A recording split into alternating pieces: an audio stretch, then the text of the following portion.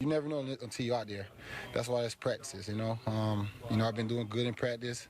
You know, coming off any injury, you just got to go out there and have that confidence, you know. I got to feel confident in myself, shooting my hand and doing what I do best, you know, playing the run and getting back there, pass rushing. So that's what's going to, bring me back early. It's just adjustments. I think I'm doing a great job at it because I've been able to grab and shed tackles. It's just a big adjustment, but I'm okay. I'm doing pretty good. Skill set hasn't lost it. I haven't lost it, so I'm out there doing what I can. Hopefully I'll be out there Sunday. He's giving it his all, and he's going to play in Tampa on Sunday, maybe. Jason Pierre-Paul back practicing with the Giants. Ryan Clark is still here with us. Please tell America and these two while JPP is going to be the difference maker. Well, what kind of question was that?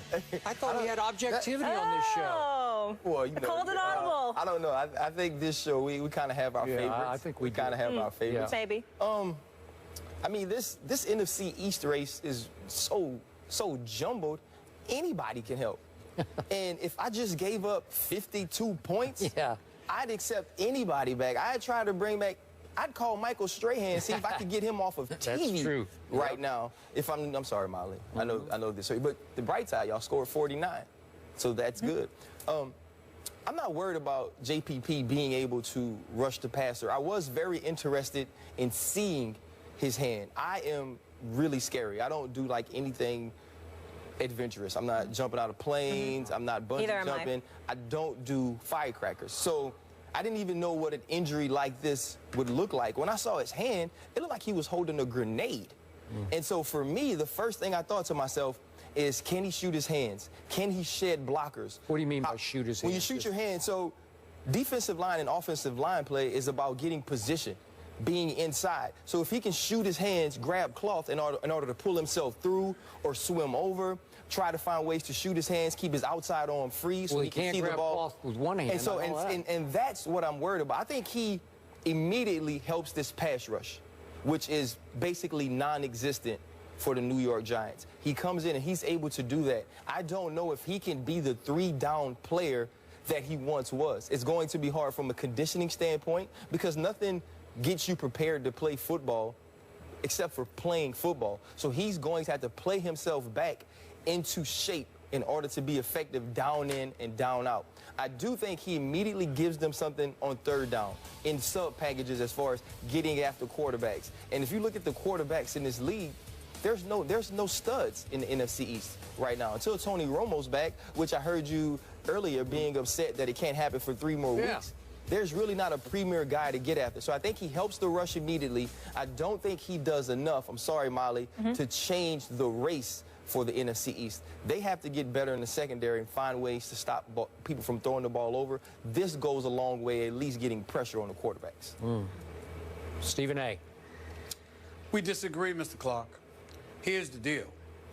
When you look at the Giants, despite their struggles, they've still been in games. They are dead last. They rank dead last against the pass in the NFL. Number 32 overall. And by the way, in their 8 games this year, they have 9 sacks. 9. Moore's got 3, Cullen's got 2, nobody else has more than 1. 9 sacks in 8 games. That tells me they're not getting pressure on the quarterback. As a result, passing has been very efficient against them, and because of it, their defenses looked pathetic. Now, JPP, is he going to make that big of a difference in the grand scheme of things? Possibly not. But when you're dead last, there's nowhere to go but up. And I do believe they'll be a little bit better in that regard. And just being a little bit better on defense, I think is going to help their offense. And I think as a result, things are going to come together for them. I think he will help them. So help just a little bit? Is that what you said? Well, yeah, I mean, I think he's good for a game. I think he's good for a game, possibly two, in terms of making a difference. He's not going to be the reason they win or lose. If he can help you win 2 games, that's what I'm saying is, we'll be up 2 after this weekend. But what I'm saying is, if you can get a few additional sacks or apply additional pressure, and as a result, your defense is able to play a little bit better because quarterbacks don't get an opportunity to sit back, take pictures, call their family members, and say what's up while they're standing in the pocket to throw a pass. I think that ultimately helps. And And if you have that going on, then the offense is going to get opportunities more. And with an Odell Beckham Jr., with the Ruben Randle, we're praying that Victor Cruz comes back. And I love me some Victor Cruz, and I miss the salsa. But here's the reality. The Victor Cruz that I'm looking at, damn it, hurry up, get out on the field. Because if you needed your money, I think you'd be out there. I need to see Victor Cruz out on the damn football field. Let me add to that, too. Will Beatty, Prince Amukamara, Larry Donnell, there's a bunch of guys that we're waiting for. That's right. That's right. But it's a weed deal. Yeah, she does not cover But up. I'm bringing up Victor Cruz for a reason. What I fantasize about with the New York Giants, I want to see Victor Cruz, Ruben Randle, and Odell Beckham Jr.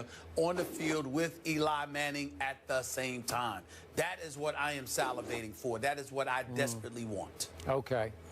Before I go, I want to apologize to Molly, but because in the meeting we had before the show, Brian Bork, our producer, and I were juvenile. We were insensitive to Molly. We made some jokes about JPP's hand, and we shouldn't have done it. And we fireworks. And fireworks. Multiple. Right. And they were puns, really constantly. funny. The really whole meeting, funny. pun after pun. I had to just take it. Okay. So, look, it was a serious accident. Now, why, to your point, why he would risk his livelihood playing with fireworks? And like you said, these are big fireworks that went off, man. I don't know, because I'm with you, especially if I had that livelihood to protect. I'm not doing anything remotely risky, such as motorcycle riding, bungee jumping, skydiving, any of those things. And fireworks is in that category to me. Okay, so we're back to the question, can he help? Well, he certainly can't hurt, right? When you have allowed the most yards in the National Football League on defense, he cannot hurt your defense. Could he speed rush some where he doesn't have to grab cloth, where he just blows by somebody? Sure he could. If I have to see that video of him one more time going up against the blocking sled and pushing around, I don't want to see it anymore. What is this wooden thing he's pushing at practice? Yeah, what is that? I don't even know what it is. They can't get a real sled, Molly? Right, what was in that? New York? He's pushing some type of homemade sleigh. They're resourceful. Taxes are high in New York. Come on, give them a break. Yeah, so back to the big picture. Who's the team to beat right now in the NFC East? Giants. Everybody, because everybody's beatable, right? So nobody's the team to beat just yet.